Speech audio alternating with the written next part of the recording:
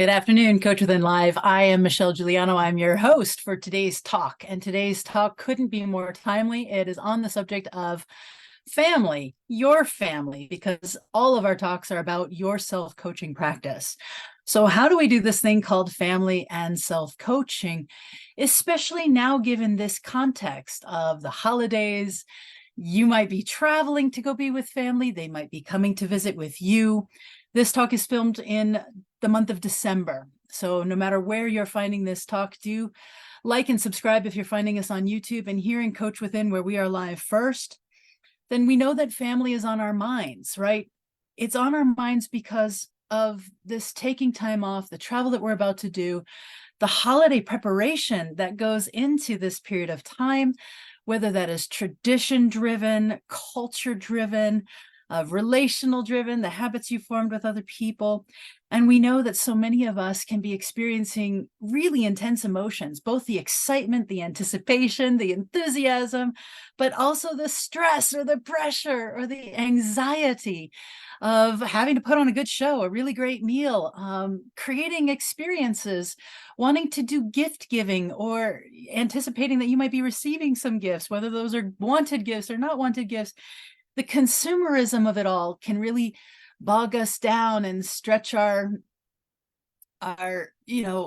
existential selves as we think about climate change, right? There can be seasonal depression for people and real anxieties about coming together with maybe difficult people in your family.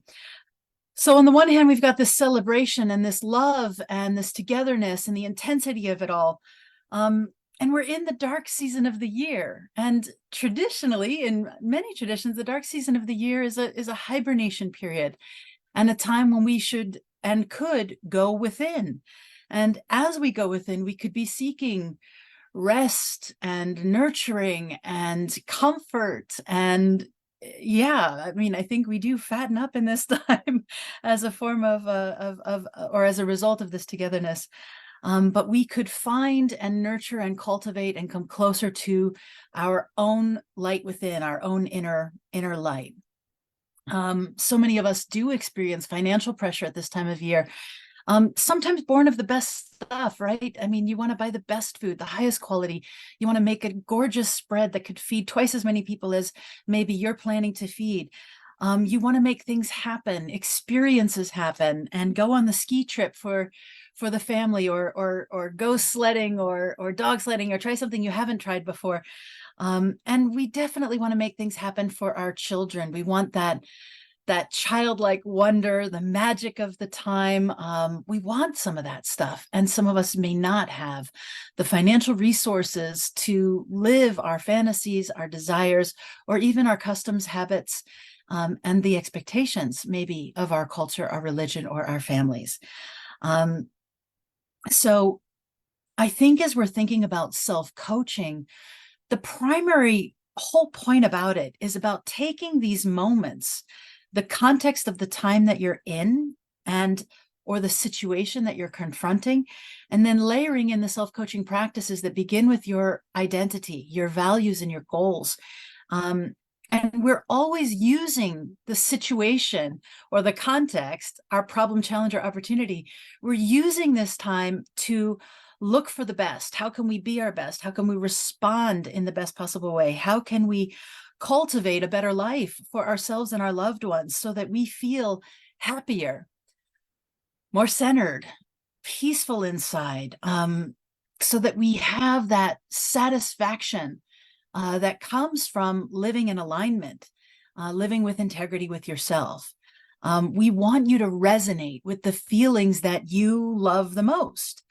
I think there are lots and lots of people who, they're not wrong, but they think self-coaching is a little bit about how do I get that goal in the sort of resolution style goals, right? The goals of I'd like to lose 10 pounds in the first 3 months of 2024, or I have a sales target for my business, or I want that new car, my 7-year-old or 9-year-old or 11-year-old or whatever kind of year-old car you're driving today.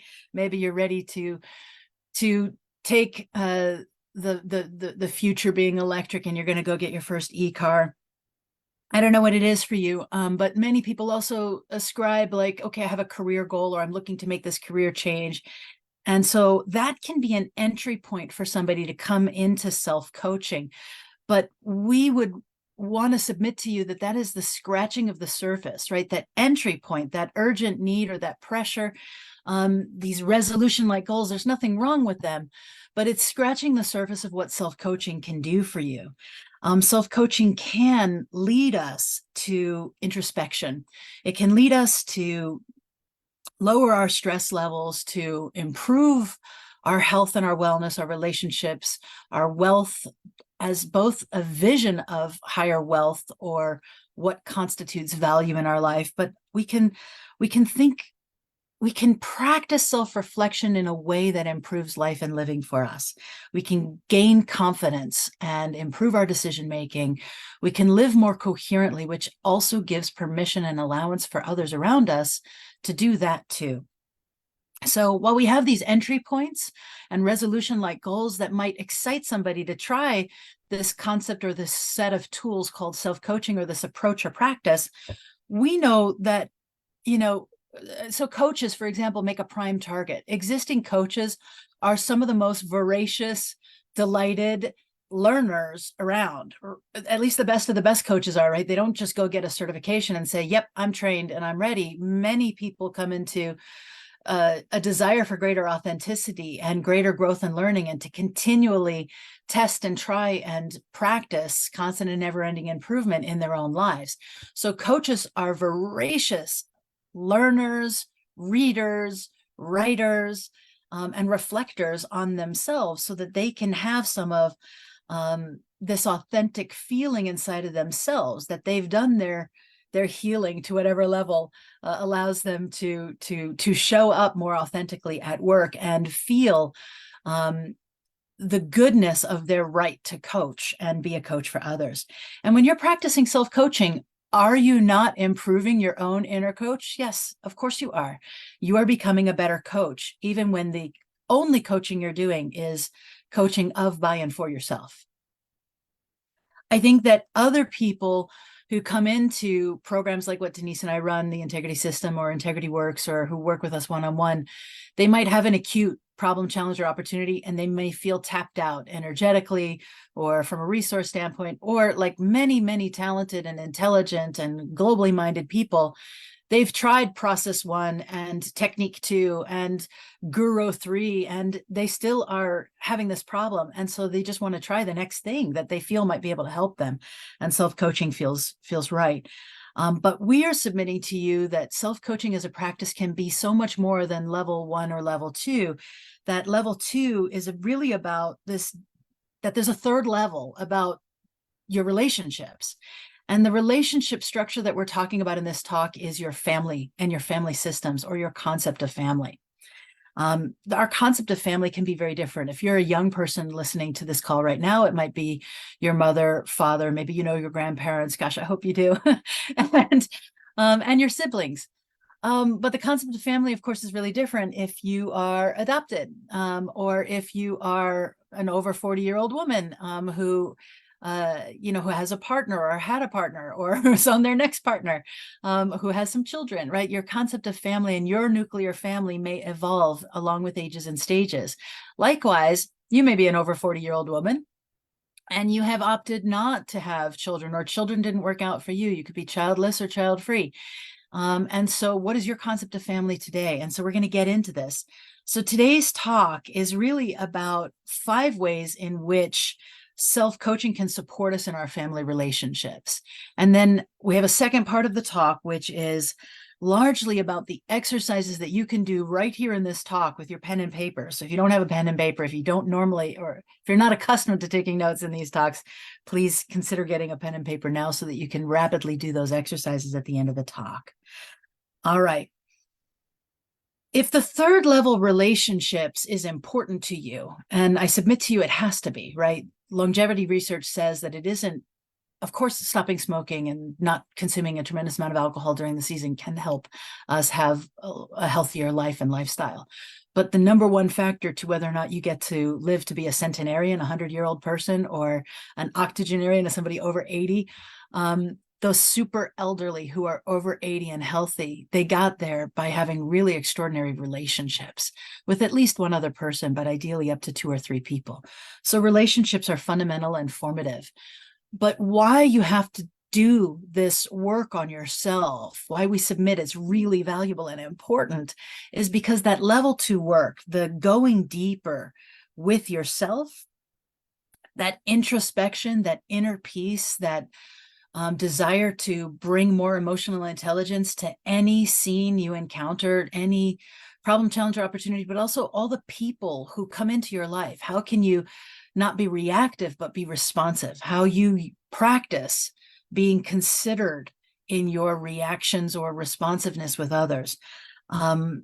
That strong personal integrity, if we don't take time to really know who we are in context, what we value, what our goals are, do the inventory work on what we have and what we need and how we team and how we build a more sustainable life for ourselves, for our projects, for those we love. If we don't do this level 2 work of self-coaching, learning the art and science of self-coaching and applying it to our lives, then when we show up in relationship, chances are we don't really know who we are and we're not showing up as ourselves. So that personal integrity and the strength of you being authentically you, you doing you, that's how you get the most winning relationships in your life. All right. So without further hesitation, let me lead you quickly into the 5 ways in which we think self-coaching, you can be deploying self-coaching techniques and tactics to help support you with just an extraordinary time with your family this holiday season or every day of your life. And don't you deserve that? And don't they deserve your best approach to life and living with your most important people? We think so. All right. So relationship mapping is the first way in which we want you to be thinking about who is in your world. And when it just comes to this one domain, one of the pie charts on family, then relationship mapping is, something that you're going to encounter in the values question when you think about what you value, when you're doing your inventory work and the haves and the needs question. When you think about your haves, you might have a particular resource who can fund your project. You might have a best friend who can pick you up when you get knocked down one too many times. You might have, right, your relational halves, your energetic halves. These can come up as you do your inventory work. But I think also relationship mapping really comes into coherence and the team question, and ultimately the impact question. When you consider what kind of impact, especially big, gnarly, delicious impacts that people may want to create for themselves in their lives, chances are you've got to do that with others. Whether you're consciously recruiting them for a conscious funded project like a work project, or whether they're the person who cares for your kids so that you can go do that thing that you love, or your spouse or your partner who's making it possible for you to ride your bike that day because you have this new health goal and you still need to care for an elder in the family. So I think that mapping is really simple. One, imagine like a target. In Integrity Works, we use the team target diagram, this teaming diagram, and we place you place yourself directly in the center.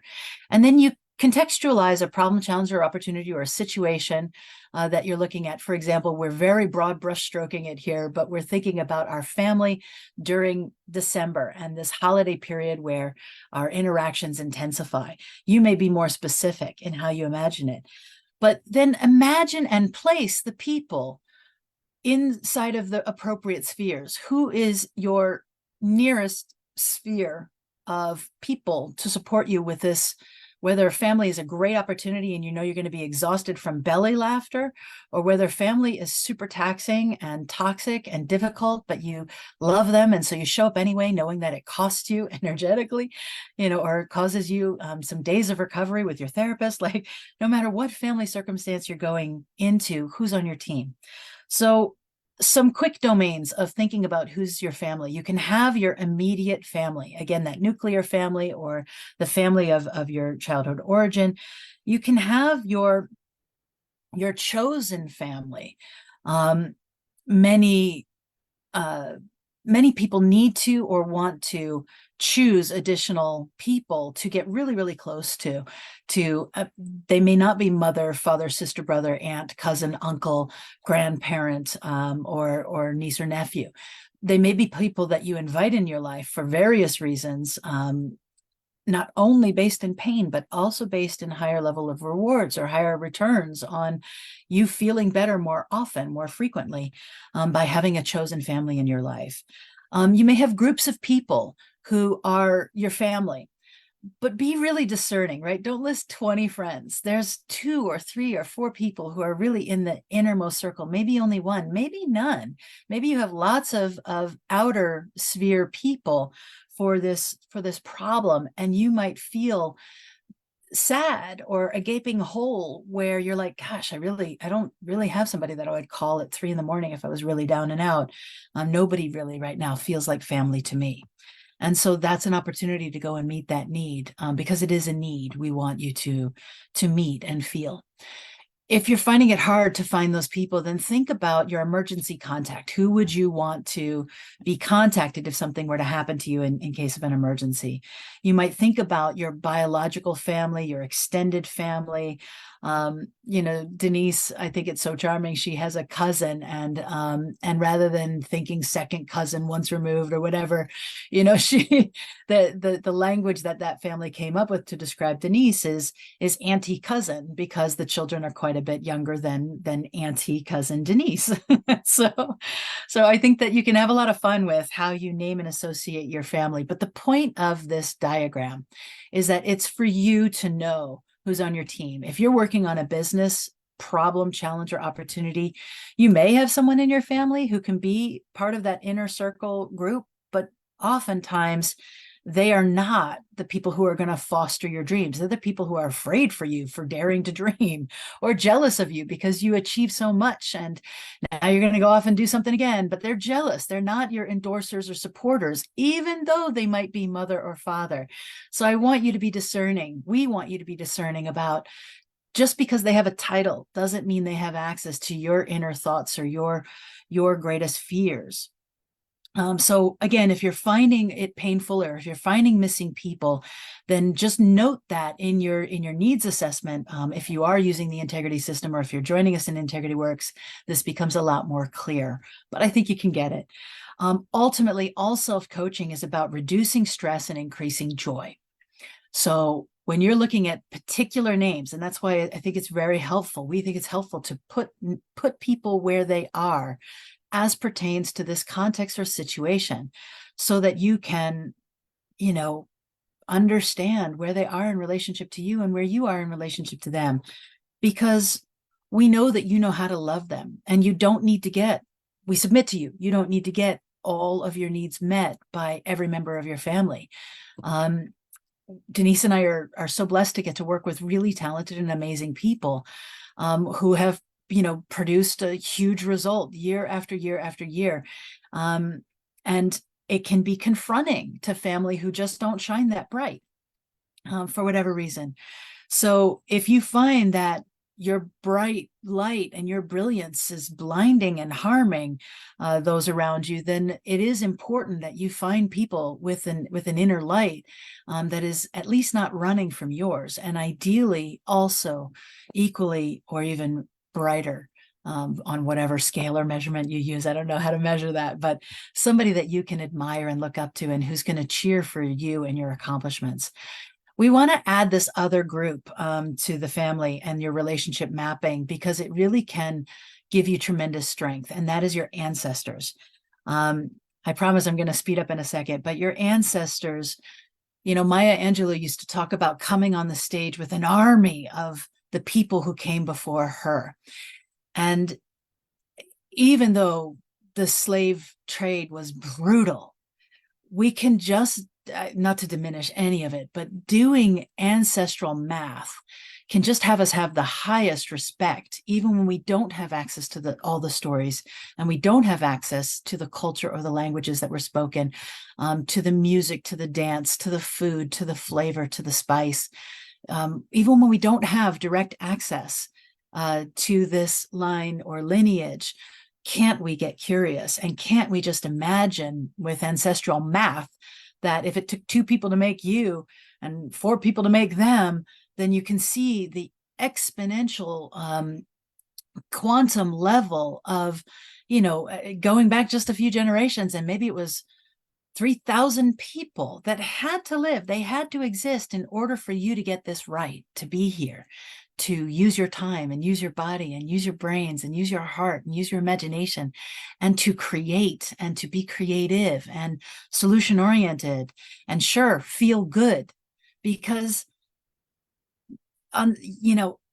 it just merits saying again, you wouldn't exist if they didn't exist. And there's power there in imagining or evaluating where you come from, whether you use a 23andMe system in order to go get some genetic testing and figure out who you are, or whether you know who you are through 11 generations and what came into forming you.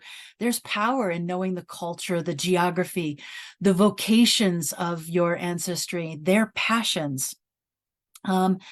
And when you then go and get a master's degree, or you go get a PhD, or you birth, some children, or you birth a new project or a concept, it has more power and a better taste and flavor when you imagine from where you've come from and the impact that it might have as you will someday die. And what is the impact of your line and lineage for generations to come? All right. So our second way in which self-coaching can support us in our family relationships is just by being our authentic selves and giving others permission to do the same. When you practice self-coaching, when you do this level 2 work of introspection and self-evaluation and inventory work, and you map your family and your relationships or your professional relationships, right now we're talking about family, but when you are able to really know who you are and align your actions and your behaviors and your goals and your dreams and your team and your resources, to really live with integrity and in alignment, then you're giving permission for others to do that too. And when you go home to your family, or when your family comes to you, when you're strong and centered in who you are, there's a calm about you. You can't be shook. You can't be rocked. There's that anchoring that happens from the self-composure and self-possession. It isn't just an amorphous thing called self-confidence. It's work. You get to, and it's learnable work, right? You can do this work. But you become a role model for others. The calm within the storm, this inner dignity that just stands strong. That allows you to not only live your best life, but to temper that, right? If you are the star in your family and people, you may not have a humility issue at all. You may be humble as can be, but people perceive you to be arrogant because once again, they're talking about your amazing accomplishment at blah, blah, blah, blah. It's just one example. But if that's the case, then you know how to turn the dial down and not share your major accomplishment with this particular circle of people who, are jealous or not able to handle it or unable to cheer or give you peace or satisfaction with that. You can have confidence even when you don't feel particularly comfortable, and by being steady and centered, that dignified self, you can be this beacon of light or this island of safety for others to kind of look at or come stand near and go be in your light or your safety or your island of centeredness, which can look a lot like certainty, even when you and I know we're not necessarily certain, but we are a little bit more further along the spectrum about knowing who we are and what we want and how to love the people that we're around. All right, number 3, creating and maintaining healthy boundaries with ease. So again, how can you leverage self-coaching practices to support yourself and your family relationships? You can maintain healthy boundaries with greater ease, because when you learn and do this identity work, when you know yourself, you're stronger in your own skin. Better boundaries also comes with better permissions and greater clarity. When you know who you are and what your goals are and what you're aiming for and or how you want to feel, then you know what you don't want more of. And so it becomes very easy to say no with love. Or when, when you lack those boundaries, people can walk all over you, but not only just you, but all over your time. They can say innocently, will you sit with me and help me work through this problem? Or would you hear me out because I'm struggling and I need greater clarity? Or you're really great at this and I could really use your help on that. And you and your time can be overstretched or exploited when we're lacking these boundaries and this clarity about what we're really doing. Because who's leading your life? You are leading your life. So your goals, your passions, your dreams, they matter. And so with total dignity and self-possession, it becomes really easy to say, cousin, I'd love to help you with that. I can do this part of it, but I don't have the availability for that part of it. Or you can listen attentively and with great curiosity and lots of love in your heart and say, that sounds like an amazing project. I can refer you to somebody. I'm not able to help you this time, but please keep me in the loop. I'd love to track your progress. Or however it is you say no that feels right to you, or however it is you are able to say a loving and illuminating yes, that respects your boundaries and respects the needs of all that you're creating, and your need for rest and sleep and a more sustainable prospect for all that you're generating in your life. All right, number 4, we can use self-coaching to support us in our families when we are thinking right now about how to enjoy our family relationships. It's just a filter. It's just a lens through which to look through and anticipate the joy, the benefits of being in a family and a family system. When we are really appreciating even our nephew who's on the phone, doesn't look up, doesn't have a contribution at the at the table, but when we appreciate our role as one of the family members who's shaping that young person, then we can get curious. We can try to get in and get access and try to uncover or discover something beyond the game or within the game that they care about. When you are anticipating having fun, aren't you just not focusing on the suffering or the anxiety or the pain or the all that there is to do, right? You're focusing on the fun. And there's so much fun and enjoyment and learning possible when we're in a family system. We get generations, we get different industry perspectives. We can ask our cousin, the teacher, our uncle, the finance guy. We can ask our sister, the scientist, right? We can learn about different aspects of the world in which we live through the lens of our family. But so often when we're ready for that joy, then we can also tap into one of the major roles that you can play, which is just to bear witness to one another. You can know how hard somebody worked to go and get that certification or go and get that master's degree, or to know that they long ago dreamt about being a dancer in a major show, and now they've danced on 3 Broadway shows or sung at the West End. And you can remember when and say, I remember when that was just a dream, and look at you now. And so bearing witness and looking for those compliments or those opportunities for celebration, those toasting moments when you can raise your glass, when you are using curiosity to encourage, to honor, to elevate, to recognize someone's progress towards a dream that really matters to them, then you're being a really, really good family member. And I think you'll have a lot more fun. And maybe you'll learn something that will enable you or give you the right. You always have the right to call your family we like to think, but maybe it gives you the right a few months down the road to say, hey, just check in on the progress of that thing you told me about, or a reason to connect or reach out or to celebrate or to look forward to the wedding of or the funeral where everybody gets back together again. So there really are incredible opportunities about being associated with a family and a family system. And so your consciousness around the decision to go for the joy, to look for and focus and center on compliments and enthusiasm and energy and getting to know and using your inquisitive and curious self to better understand one another. All right, the 5th way is building legacy in meaningful ways. So often we think about our legacy projects as the book or the school we want to build or run, or our career, as opposed to thinking that legacy work happens in families too.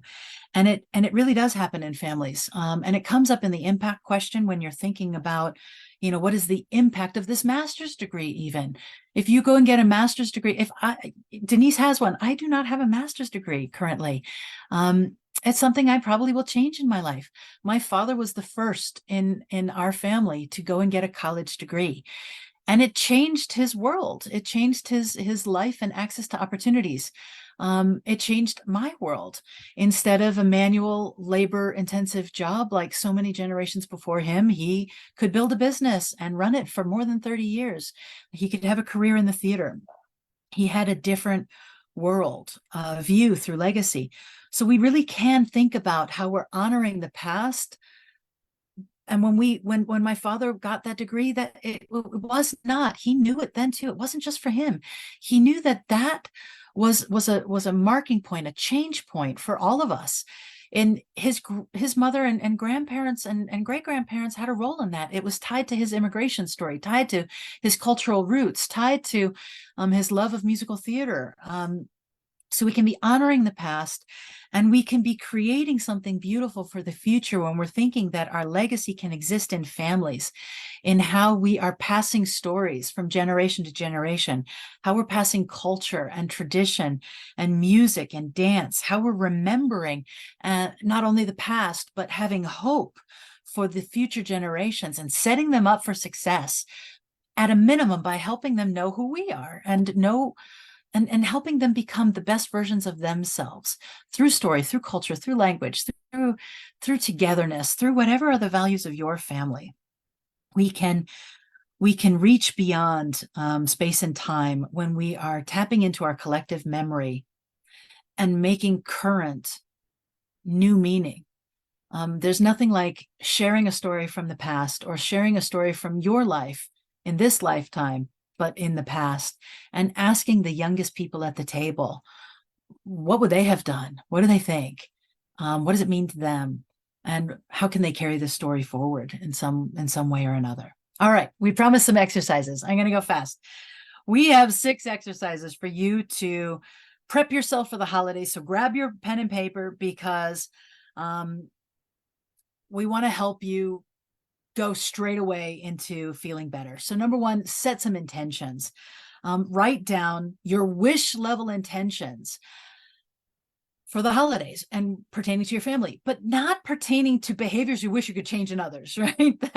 That is setting yourself up to fail. Instead, it's about how you want to feel.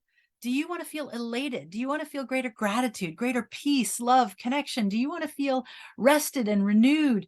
Do you want to feel this connectedness or this centeredness, maybe for the first time in your family? Or do you want to feel connected and centeredness with the collective as a whole because you always have a great time? Set some intentions for the holidays and make sure that it's something that you can live. If you're particularly sad right now, don't set the intention that you're just going to be happy, happy, happy. It may be too hard. Turn the dial just 1 degree and try to show up in a way that at least allows you to feel gratitude. What is 1 incremental better than sad, or 1 incremental turn of the dial better than depressed or anxious? Just go 1. Make it lighter and easier on yourself so that you can feel the success of the holiday seasons as you decide to feel less stress, less pressure, less anxiety. You don't have to eliminate anxiety. We can't always control it at all.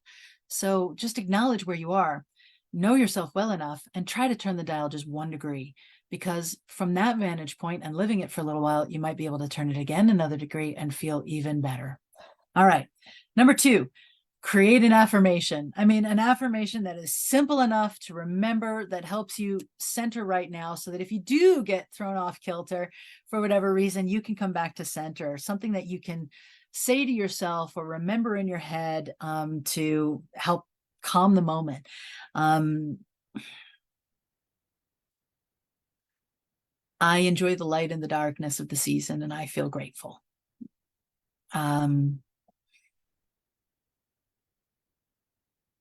Yeah, peace and presence. I feel the peace of this present moment, or I feel the peace in the presence of my family, the peace available to me in the presence of my family. You know, you can set an affirmation and you can affirm it, and it can help you change your state or come back to center, depending on your goal. Number three, and we have a lot of fun with this with our clients. If you really know that you are for sure going to be with somebody who's contentious, who likes to, needle everybody and turn the screw and bring difficulty, then set up a points game for yourself. And it's totally private, just for you. If they always attack you, it can be a family thing, but probably shouldn't be because of trust issues. But it's really a private thing. But set up a point system wherein when they do exactly what you know they're going to do, exactly what they always do, they criticize how you didn't put enough salt in the pasta water, or, they're criticizing your cooking, they're criticizing your way of living, your culture, your spouse. I mean, whatever they're doing that's terrible. Just this points game is about transforming a perceived or actual crappy behavior of one of your family members into a more fun or even funny opportunity for you so that you can feel great.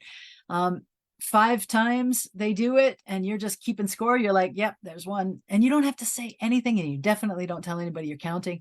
But if they get to 5 and you get a massage, or if they get to 3 and you get to take a walk around the house with one of the little kids, or go play a game in the corner before you come back to the table, like whatever are your rewards, give yourself a points game.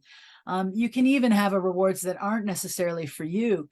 That contentious individual or difficult personality may have a child, and every time they do that thing, you add $10 or 10 francs or 10 euros to the pot, and at the end of the night you give 50 francs, euros, or dollars to that child, to say, hey, thanks, just want to let you know that I love you. Whatever it is, setting up a points game can create some sense of empowerment and power and joy and humor for yourself. It's a private thing, but we think it can work. Then the next 3 are all 3 gifts for you. 3 gift giving opportunities. One is a gift to yourself. It is really a good idea to give 3 gifts to yourself. And these do not need to be material gifts. They can be that walk in nature, that very good book for the holiday season. Maybe you deserve a bubble bath. Maybe you deserve a candlelight dinner. Maybe you deserve a hot chocolate and a walk through the holiday market near you.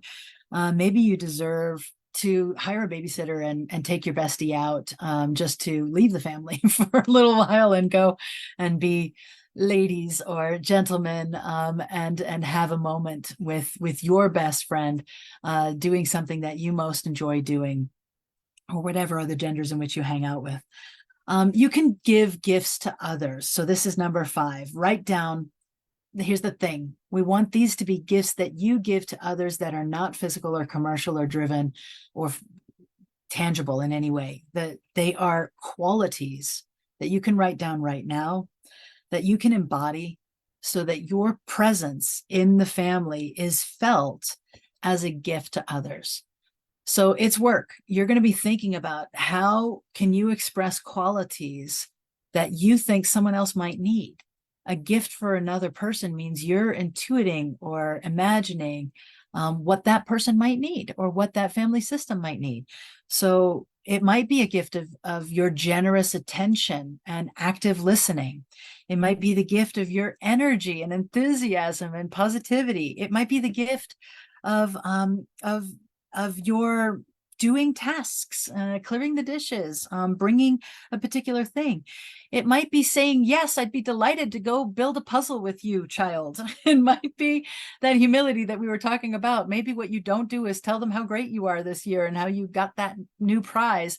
Not that you would do that on a regular basis, but if you know it causes upset and jealousy, then don't invite that. Don't do that one.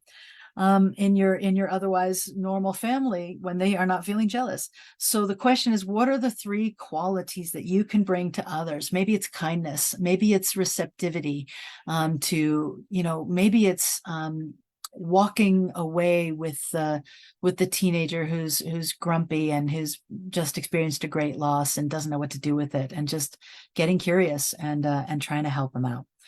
All right. And then your mission gift. Your mission gift is to go have a conversation with your inner coach and or go within in order to explore how you can become a better coach and how you can develop your better coach for you, this pretty incredible client, right? You are an incredible person with a lot to give and a beautiful life to have. And so you're asking yourself, what does this coach need to serve this incredible client? And you might be thinking, I got to do that mindfulness meditation course. Or you might be thinking, yep, I belong in nature. I need to go on retreat. There's this really cool thing I heard about. Or you might want to learn neurolinguistic programming or how to deprogram from something. You might want to learn heart math or take some time off or go write. You might want to use the integrity system. And if you don't have the integrity system, you might want to go get that tool. You might want to be better at a corporate thing, right? How to better negotiate for your career, for that promotion, or for a higher salary. You might want to practice something. You might be thinking about balanced leadership and how I can go do more of that. You might want to just attend one single 90-minute seminar. But the point is that if you're going to become one of the best coaches for yourself, chances are you need to upskill your coach. And like we said just a minute ago, I say we because Denise writes these talks and I deliver them. And I'm grateful for her because they're brilliant every time.